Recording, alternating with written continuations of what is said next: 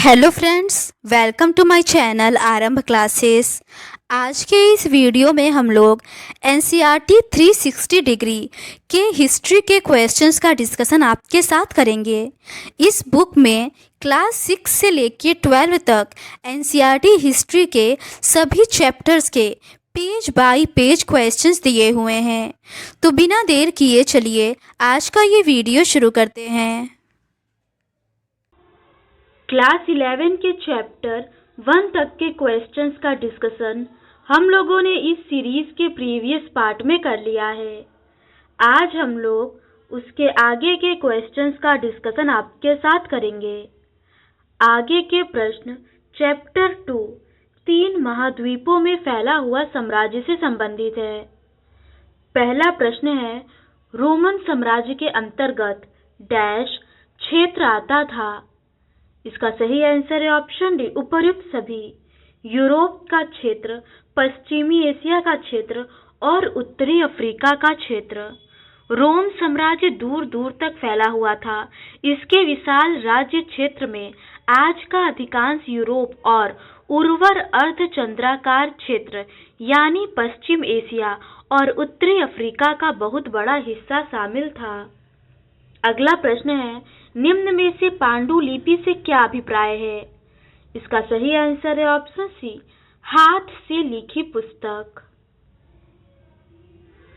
रोम के इतिहासकारों के पास स्रोत सामग्री का विशाल भंडार है। इस संपूर्ण स्रोत सामग्री को 3 वर्गों में विभाजित किया जा सकता है। पहला है पाठ्य सामग्री, दूसरा है प्रलेख या दस्तावेज और तीसरा है भौतिक अवशेष। पाठ्य स्रोतों में शामिल है समकालीन व्यक्तियों द्वारा लिखा गया उस काल का इतिहास, पत्र, व्याख्यान, प्रवचन, कानून आदि। दस्तावेजी स्रोत मुख्य रूप से उत्कीर्ण अभिलेखों या पेपायरस पेड़ के पत्तों आदि पर लिखी गई पांडुलिपियों के रूप में मिलते हैं।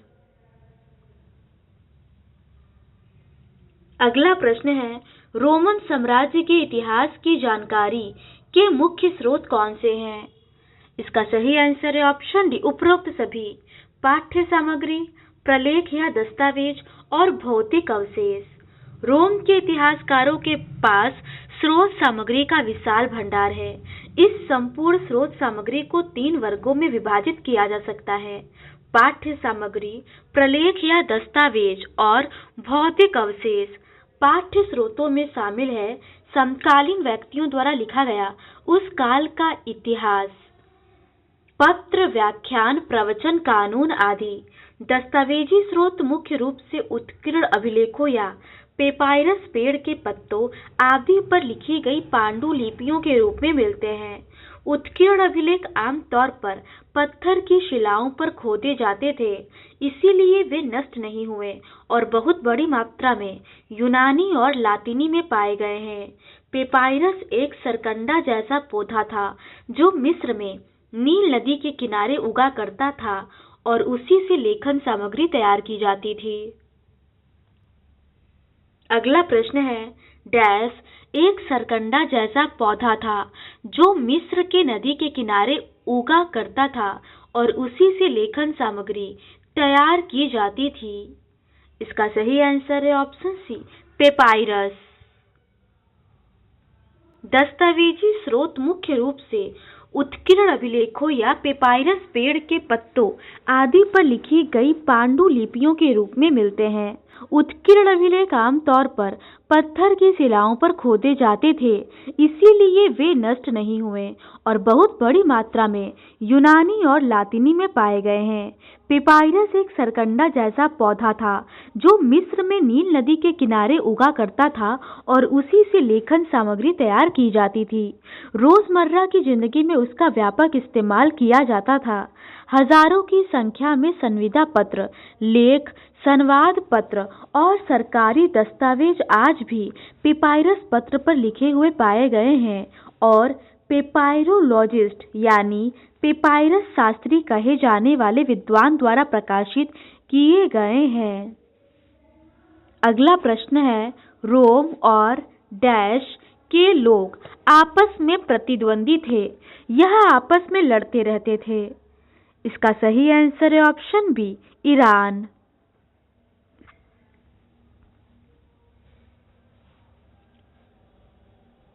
ईसा मसीह के जन्म से लेकर 7वीं शताब्दी के पूर्वार्ध में 630 के दशक तक की अवधि में अधिकांश यूरोप, उत्तरी अफ्रीका और मध्य पूर्व तक के विशाल क्षेत्र में दो सशक्त साम्राज्यों का शासन था। ये दो साम्राज्य रोम और ईरान के थे। रोम तथा ईरान के लोग आपस में प्रतिद्वंदी थे और अपने इतिहास के अधिकांश काल में वे आपस में लड़ते रहे। उनके साम्राज्य एक दूसरे के बिल्कुल पास थे। उन्हें भूमि की एक संकरी पट्टी, जिसके किनारे फरात नदी बहा करती थी, अलग करती थी। अगला प्रश्न है, निम्नलिखित कथनों पर विचार करें। पहला है, पहली शताब्दी से लेकर 7वीं शताब्दी के पूर्वार्ध में 630 के दशक तक की अवधि में अधिकांश यूरोप, उत्तरी अफ्रीका और मध्य पूर्व तक के विशाल क्षेत्र में दो सशक्त साम्राज्यों रोम और ईरान का शासन था। दूसरा है, उनके साम्राज्य एक दूसरे के बिल्कुल पास थे। उन्हें भूमि की एक संकरी पट्टी, जिसके किनारे दजला नदी बहा करती थी, जो अलग करती थी। तीसरा है, रोम का भूमध्य सागर और उत्तर तथा दक्षिण की दोनों दिशाओं में सागर के आसपास स्थित सभी प्रदेशों पर प्रभुत्व था। चौथा है, कैस्पियन सागर के दक्षिण में पूर्वी अरब तक का समूचा इलाका और कभी-कभी अफगानिस्तान के कुछ इलाके भी ईरान के नियंत्रण में थे। उपर्युक्त में से कौन सा कथन असत्य है? इसका सही आंसर है ऑप्शन बी, केवल दूसरा कथन असत्य है। ईसा मसीह के जन्म से लेकर 7वीं शताब्दी के पूर्वार्ध में 630 के दशक तक की अवधि में अधिकांश यूरोप, उत्तरी अफ्रीका और मध्य पूर्व तक के विशाल क्षेत्र में दो सशक्त साम्राज्यों का शासन था। ये दो साम्राज्य रोम और ईरान के थे। रोम तथा ईरान के लोग आपस में प्रतिद्वंदी थे और अपने इतिहास के अधिकांश काल में वे आपस में लड़ते रहे। उनके साम्राज्य एक दूसरे के बिल्कुल पास थे। उन्हें भूमि को एक संकरी पट्टी, जिसके किनारे फरात नदी बहा करती थी, अलग करती थी। रोम का भूमध्य सागर और उत्तर तथा दक्षिण की दोनों दिशाओं में सागर के आसपास स्थित सभी प्रदेशों पर प्रभुत्व था। उत्तर में साम्राज्य की सीमा का निर्धारण दो महान नदियों राइन और डैन्यूब से होता था और दक्षिणी सीमा सहारा नामक अति विस्तृत रेगिस्तान से बनती थी। अगला प्रश्न है, रोम और ईरान साम्राज्य के किस नदी के द्वारा एक दूसरे से अलग होते हैं? इसका सही आंसर है ऑप्शन बी, फरात। रोम और ईरान के लोग आपस में प्रतिद्वंदी थे और अपने इतिहास के अधिकांश काल में वे आपस में लड़ते रहे। उनके साम्राज्य एक दूसरे के बिल्कुल पास थे। उन्हें भूमि की एक संकरी पट्टी, जिसके किनारे फरात नदी बहा करती थी, अलग करती थी। अगला प्रश्न है, निम्नलिखित में से किसे रोमन साम्राज्य का हृदय कहा जाता था? इसका सही आंसर है ऑप्शन सी, भूमध्य सागर। यूरोप और अफ्रीका के महाद्वीप एक समुद्र द्वारा एक दूसरे को अलग किए हुए हैं, जो पश्चिम में स्पेन से लेकर पूर्व में सीरिया तक फैला हुआ है। इस समुद्र को भूमध्य सागर कहा गया है और यह उन दिनों रोम साम्राज्य का हृदय था। रोम का भूमध्य सागर और उत्तर तथा दक्षिण की दोनों दिशाओं में सागर के आसपास स्थित सभी प्रदेशों पर प्रभुत्व था।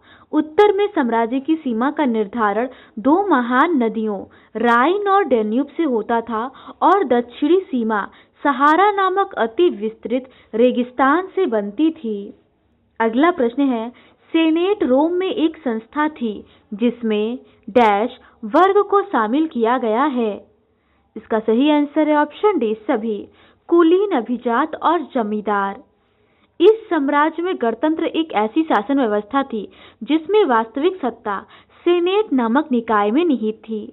सेनेट में धनवान परिवारों के एक छोटे से समूह का बोलबाला रहता था, जिन्हें अभिजात कहा जाता था। व्यवहारिक तौर पर गणतंत्र अभिजात वर्ग की सरकार का शासन सेनेट नामक संस्था के माध्यम से चलाता था। गणतंत्र 509 ईसा पूर्व से 27 ईसा पूर्व तक चला, लेकिन 27 ईसा पूर्व में जूलियस सीजर के दत्तक पुत्र तथा उत्तराधिकारी ऑक्टेवियन ने उसका तख्ता पलट कर दिया और सत्ता अपने हाथ में ले ली और ऑगस्टस नाम से रोम का सम्राट बन बैठा। सेनेट की सदस्यता जीवन भर चलती रही और उसके लिए जन्म की अपेक्षा धन और पद प्रतिष्ठा को अधिक महत्व दिया जाता था। अगला प्रश्न है, निम्नलिखित में कथनों पर विचार करें। पहला है, रोमन साम्राज्य सांस्कृतिक दृष्टि से ईरान की तुलना में कहीं अधिक विविधतापूर्ण था।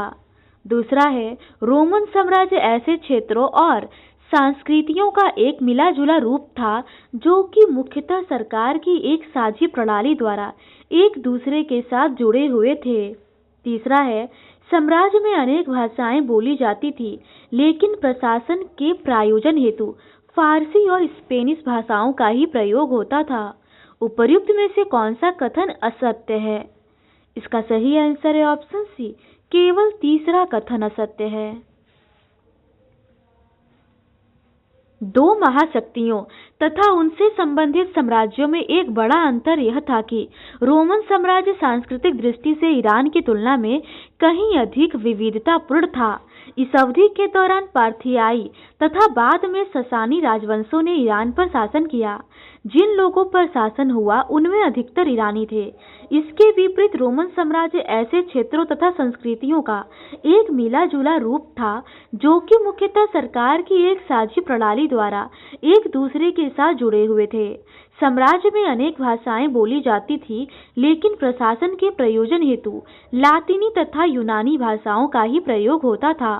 पूर्वी भाग के उच्चतर वर्ग यूनानी भाषा और पश्चिमी भाग के लोग लातिनी भाषा बोलते और लिखते थे, और इन दोनों भाषाओं के बीच की सीमा रेखा भूमध्य सागर को चीरती हुई उस पार अफ्रीकी प्रांत त्रिपोलिटानिया और सायरेनाइका के बीच से जाती थी।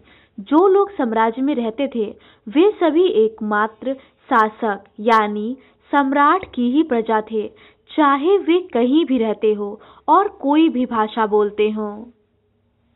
अगला प्रश्न है, प्रथम सम्राट ऑगस्टस ने 27 ईसा पूर्व में जो राज्य स्थापित किया था उसे क्या कहा जाता था? इसका सही आंसर है ऑप्शन सी, प्रिंसिपेट। प्रथम सम्राट ऑगस्टस ने 27 ईसा पूर्व में जो राज्य स्थापित किया उसे प्रिंसिपेट कहा जाता था। यद्यपि ऑगस्टस एक छत्र शासक और सत्ता का वास्तविक स्रोत था, तथापि इस कल्पना को जीवित रखा गया कि वह केवल एक प्रमुख नागरिक था, निरंकुश शासक नहीं था। ऐसा सेनेट को सम्मान प्रदान करने के लिए किया गया था। सेनेट वह निकाय था जिसने उन दिनों में जब रोम एक रिपब्लिक यानी गणतंत्र था, सत्ता पर अपना नियंत्रण रखा था। अगला प्रश्न है, ईसा मसीह के जन्म से लेकर 630 ईस्वी के दशक तक यूरोप, उत्तरी अफ्रीका तथा मध्य पूर्व तक के कौन से दो सशक्त राज्य थे? इसका सही आंसर है ऑप्शन बी, रोम और ईरान। ईसा मसीह के जन्म से लेकर 7वीं शताब्दी के पूर्वार्ध में 630 के दशक तक की अवधि में अधिकांश यूरोप, उत्तरी अफ्रीका और मध्य पूर्व तक के विशाल क्षेत्र में दो सशक्त साम्राज्यों का शासन था। ये दो साम्राज्य रोम और ईरान के थे। रोम तथा ईरान के लोग आपस में प्रतिद्वंदी थे और अपने इतिहास के अधिकांश काल में वे आपस में लड़ते रहे। उनके साम्राज्य एक दूसरे के बिल्कुल पास थे। उन्हें भूमि की एक सकरी पट्टी जिसके किनारे फरात नदी बहा करती थी अलग करती थी। अगला प्रश्न है, निम्न में से कौन सी शासन व्यवस्था थी जिसमें वास्तविक सत्ता सेनेट नामक निकाय में निहित थी? इसका सही आंसर है ऑप्शन ए, गणतंत्र। इस साम्राज्य में गणतंत्र एक ऐसी शासन व्यवस्था थी जिसमें वास्तविक सत्ता सेनेट नामक निकाय में निहित थी। सेनेट में धनवान परिवारों के एक छोटे से समूह का बोलबाला रहता था जिन्हें अभिजात कहा जा सकता है। अगला प्रश्न है, बलात् भर्ती वाली सेना किस राज्य में थी? इसका सही आंसर है ऑप्शन डी, फारस में। सम्राट और सेनेट के बाद साम्राज्यिक शासन की एक अन्य प्रमुख सेना थी। फारस के साम्राज्य में तो बलात् भर्ती वाली सेना थी, लेकिन रोम की सेना एक व्यावसायिक सेना थी, जिसमें प्रत्येक सैनिक को वेतन दिया जाता था और न्यूनतम 25 वर्ष तक सेवा करनी पड़ती थी। एक वेतनभोगी सेना का होना निसंदेह रोमन साम्राज्य की अपनी एक खास विशेषता थी। सेना साम्राज्य में सबसे बड़ा एकल संगठित निकाय थी और उसके पास निश्चित रूप से सम्राटों का भाग्य निर्धारित करने की शक्ति थी। अगला प्रश्न है, निम्नलिखित कथनों पर विचार करें। पहला है, वह रोमन सम्राटों की लंबी पंक्ति में दूसरे स्थान पर था, वह आगस्टस का स्वाभाविक पुत्र नहीं था। दूसरा है, उन्होंने प्रिंसपेट की स्थापना की। निम्नलिखित विकल्पों में से शासक को पहचाने। इसका सही आंसर है ऑप्शन ए, टिबेरियस। एक ऐसे वर्ष को छोड़कर जब एक के बाद एक कुल मिलाकर 4 सम्राट गद्दी पर बैठे। पहली 2 शताब्दियों में कोई गृहयुद्ध नहीं हुआ और अपेक्षाकृत शांति बनी रही। सिंहासन यथासंभव पारिवारिक वंशाक्रम पर आधारित था। पिता का राज्य पुत्र को मिलता था, चाहे वह नैसर्गिक हो अथवा ग्रहण किया हुआ उत्तराधिकारी दत्तक, और सेना भी इस सिद्धांत को पूरी तरह से मानती थी। टिबेरियस, जो रोम सम्राटों की लंबी कतारों में दूसरा था, प्रिंसिपेट की स्थापना करने वाले आगस्टस का अपना पुत्र नहीं था, किंतु सत्ता का सहज परिवर्तन सुनिश्चित करने के लिए आगस्टस ने उसे गोद ले लिया था।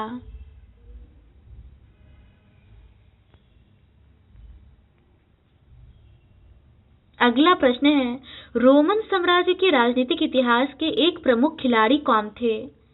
इसका सही आंसर है ऑप्शन सी, अभिजात वर्ग। सम्राट, अभिजात वर्ग और सेना साम्राज्य के राजनीतिक इतिहास में 3 मुख्य खिलाड़ी थे। अलग अलग सम्राटों की सफलता इस बात पर निर्भर करती थी कि वे सेना पर कितना नियंत्रण रख पाते हैं, और जब सेनाएं विभाजित हो जाती थी तो इसका परिणाम सामान्यतः गृह युद्ध होता था। अगला प्रश्न है, रोम के सम्राट अगस्टस का शासनकाल किस बात के लिए जाना जाता है? इसका सही आंसर है ऑप्शन ए, राज्य में शांति, आंतरिक संघर्ष तथा सैनिक विजय के लिए। प्रथम 2 शताब्दियों में अन्य देशों के साथ युद्ध भी बहुत कम हुए। अगस्टस से टिबेरियस द्वारा प्राप्त किया गया साम्राज्य पहले ही इतना लंबा चौड़ा था कि इसमें और अधिक विस्तार करना अनावश्यक प्रतीत होता था। वास्तव में अगस्टस का शासनकाल शांति के लिए याद किया जाता है, क्योंकि इस शांति का आगमन दशकों तक चले आंतरिक संघर्ष और सदियों की सैनिक विजय के पश्चात हुआ था।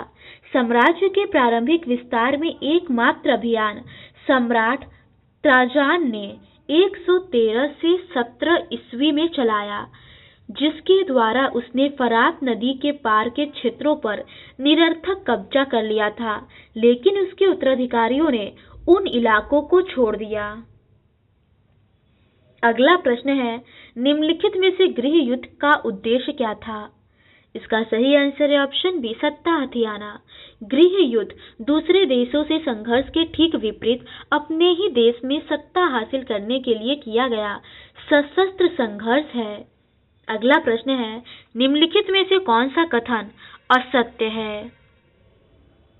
इसका सही आंसर है ऑप्शन सी, सामाजिक वर्ग, मध्यम वर्ग और निम्नतम वर्ग साम्राज्य के राजनीतिक इतिहास के 3 मुख्य खिलाड़ी थे। ये कथन गलत दिया हुआ है। सम्राट, अभिजात वर्ग और सेना साम्राज्य के राजनीतिक इतिहास में 3 मुख्य खिलाड़ी थे। अलग अलग सम्राटों की सफलता इस बात पर निर्भर करती थी कि वे सेना पर कितना नियंत्रण रख पाते हैं, और जब सेनाएं यदि सैनिक अपने सेनापतियों और यहां तक कि सम्राट द्वारा निराश महसूस करते थे तो ये आंदोलन प्रायः सैनिक विद्रोहों का रूप ले लेते थे। रोम सेना की जो तस्वीर हमारे सामने पेश की गई है वह उन इतिहासकारों द्वारा तैयार की गई थी जो सेनेट के प्रति सहानुभूति रखते थे। सेनेट सेना से घृणा करती थी और उससे डरती थी, क्योंकि वह प्रायः अप्रत्याशित हिंसा का स्रोत थी, विशेष रूप से तीसरी शताब्दी की तनावपूर्ण परिस्थितियों में जब सरकार को अपने बढ़ते हुए सैन्य खर्चों को पूरा करने के लिए भारी कर लगाने पड़े। एक ऐसे वर्ष को छोड़कर जब एक के बाद एक कुल मिलाकर 4 सम्राट गद्दी पर बैठे, पहली 2 शताब्दियों में कोई गृहयुद्ध नहीं हुआ और अपेक्षाकृत शांति बनी रही। सिंहासन यथासंभव पारिवारिक वंशाक्रम पर आधारित था। अगला प्रश्न है, कैसियस डियो के अनुसार वहां पर भारत की ओर जाने वाले किसी वाणिज्यिक पोत को लालायित नजरों से देख रहा था और चाह रहा था कि काश वह सिकंदर जैसा जवान होता। उपर्युक्त कथन में इतिहासकार किसके संदर्भ में कह रहा है? इसका सही आंसर है ऑप्शन सी, त्राजान।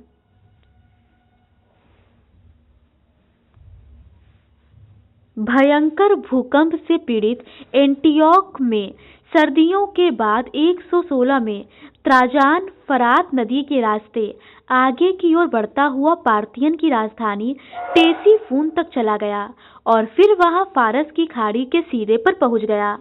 इतिहासकार कैसियस डियो के अनुसार वहां पर वह भारत की ओर जाने वाले किसी वाणिज्यिक पोत को लालायित नजरों से देख रहा था और चाह रहा था कि काश वह सिकंदर जैसा जवान होता। अगला प्रश्न है, निम्नलिखित में से दिनारियास क्या है? इसका सही आंसर है ऑप्शन सी, चांदी का सिक्का। इस काल की एक विशेष उपलब्धि यह रही कि रोमन साम्राज्य के प्रत्यक्ष शासन का क्रमिक रूप से विस्तार हुआ है। इसके लिए अनेक आश्रित राज्यों को रोम के प्रांतीय राज्य क्षेत्र में मिला लिया गया। निकटवर्ती पूर्व ऐसे राज्यों से भरा पड़ा था, लेकिन दूसरी शताब्दी के प्रारंभिक वर्षों तक जो राज्य फरात नदी के पश्चिम में पड़ते थे उन्हें भी रोम द्वारा हड़प लिया गया। प्रासंगिक तौर पर यह उल्लेखनीय है कि ये राज्य अत्यंत समृद्ध थे। उदाहरण के लिए हेराट के राज्य से प्रतिवर्ष 54 लाख दिनारियास के बराबर आमदनी होती थी। दिनारियस रोम का एक चांदी का सिक्का होता था जिसमें लगभग 4.5 ग्राम विशुद्ध चांदी होती थी। अगला प्रश्न है, रोमन साम्राज्य का चांदी का सिक्का कितने ग्राम का था? इसका सही आंसर है ऑप्शन डी, 4.5 ग्राम। साम्राज्य के प्रारंभिक विस्तार में एकमात्र अभियान सम्राट त्राजन ने 113 से 17 ईस्वी में चलाया, जिसके द्वारा उसने फरात नदी के पार के क्षेत्रों पर निरर्थक कब्जा कर लिया था, लेकिन उसके उत्तराधिकारियों ने उन इलाकों को छोड़ दिया। इस काल की एक विशेष उपलब्धि यह रही कि रोमन साम्राज्य के प्रत्यक्ष शासन का क्रमिक रूप से काफी विस्तार हुआ। इसके लिए अनेक आश्रित राज्यों को रोम के प्रांतीय राज्य क्षेत्र में मिला लिया गया। निकटवर्ती पूर्व ऐसे राज्यों से भरा पड़ा था, लेकिन दूसरे शताब्दी के प्रारंभिक वर्षों तक जो राज्य फरात नदी के पश्चिम में पड़ते थे उन्हें भी रोम द्वारा हड़प लिया गया। प्रासंगिक तौर पर यह उल्लेखनीय है कि ये राज्य अत्यंत समृद्ध थे। उदाहरण के तौर पर हेराट के राज्य से प्रति वर्ष 54 लाख दिनारियस के बराबर आमदनी होती थी। दिनारियस रोम का एक चांदी का सिक्का होता है जिसमें लगभग 4.5 ग्राम विशुद्ध चांदी होती थी। अगला प्रश्न है, हेरोड के राज्य में प्रति वर्ष डैश मिलियन दिनार के बराबर धन प्राप्त होता था, जो 1,25,000 किलोग्राम सोने के बराबर था। इसका सही आंसर है ऑप्शन बी, 54 लाख दिनारियस। इस काल की एक विशेष उपलब्धि यह रही कि रोमन साम्राज्य के प्रत्यक्ष शासन का क्रमिक रूप से काफी विस्तार हुआ। इसके लिए अनेक आश्रित राज्यों को रोम के प्रांतीय राज्य क्षेत्र में मिला लिया गया। निकटवर्ती पूर्व ऐसे राज्यों से भरा पड़ा था, लेकिन दूसरी शताब्दी के प्रारंभिक वर्षों तक जो राज्य फरात नदी के पश्चिम में पड़ते थे उन्हें भी रोम द्वारा हड़प लिया गया। प्रासंगिक तौर पर यह उल्लेखनीय है कि ये राज्य अत्यंत समृद्ध थे। उदाहरण के लिए हेराट के राज्य से प्रति वर्ष 54 लाख दिनारियस के बराबर आमदनी होती थी। दिनारियस रोम का एक चांदी का सिक्का होता था जिसमें लगभग 4.5 ग्राम विशुद्ध चांदी होती थी। अगला प्रश्न है, निम्नलिखित कथनों पर विचार करें।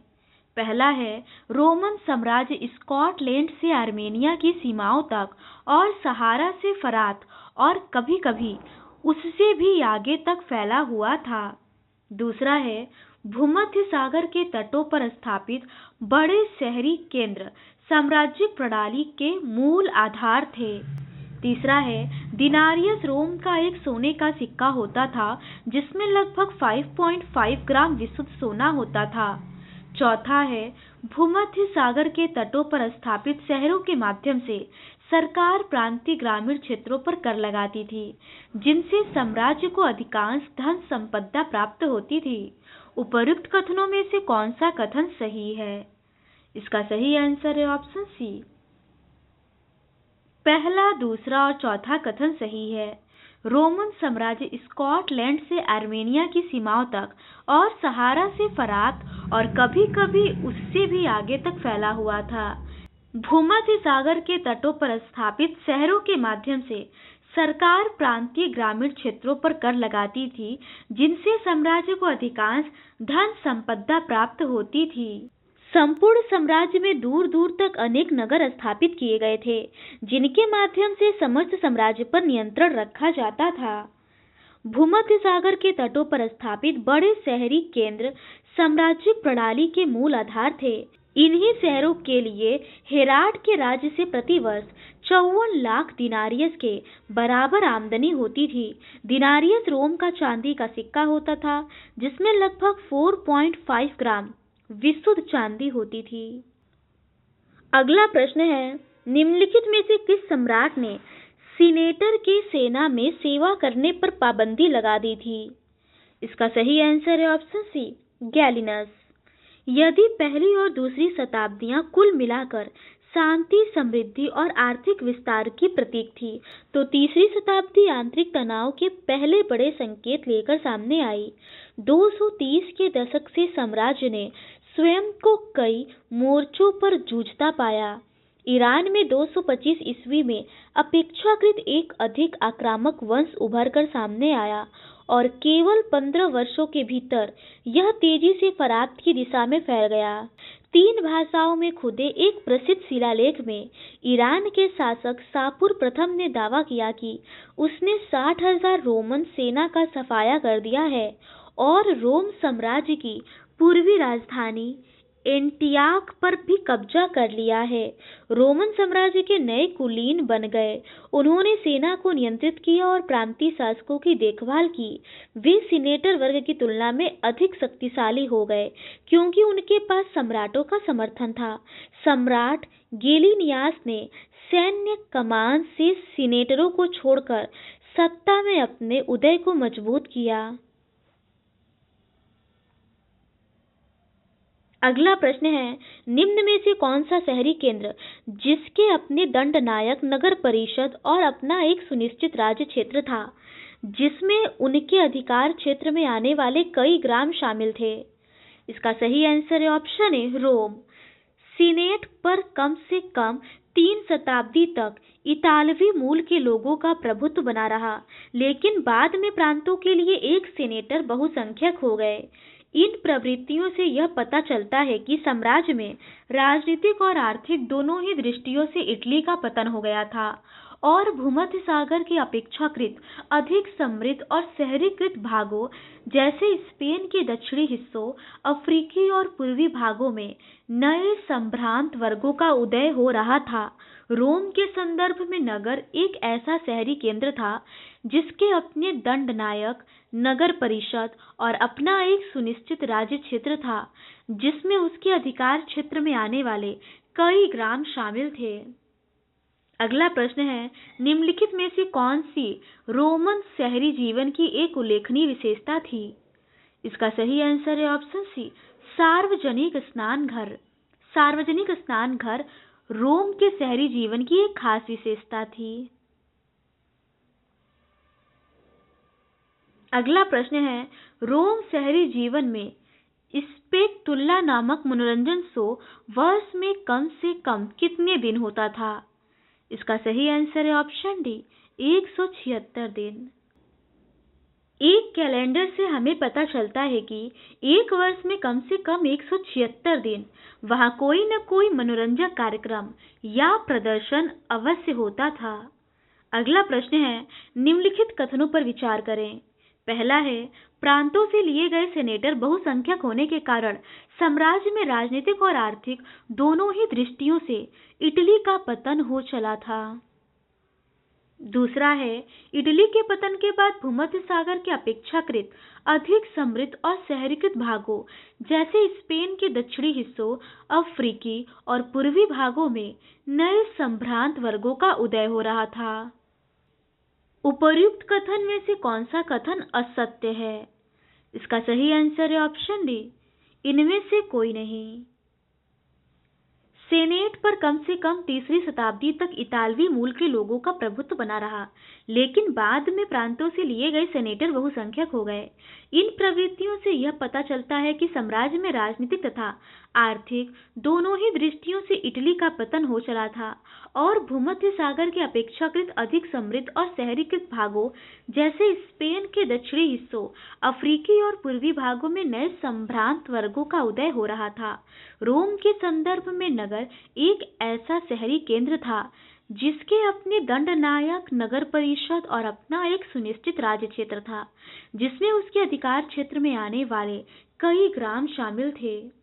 अगला प्रश्न है, निम्न में से किस शासक ने रोम साम्राज्य की पूर्वी राजधानी एंटियोक पर कब्जा भी कर लिया था? इसका सही आंसर है ऑप्शन सी, शापुर प्रथम।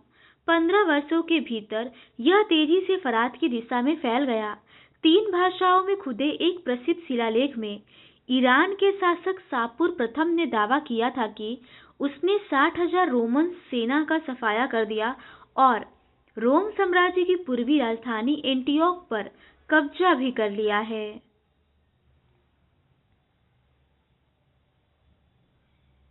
तो आज के इस वीडियो में बस इतना ही। बाकी के रिमेनिंग क्वेश्चंस का डिस्कशन हम लोग इस सीरीज के नेक्स्ट पार्ट में करेंगे। अगर आपको ये सीरीज पसंद आती है तो please do subscribe to my channel and like this video. Thank you.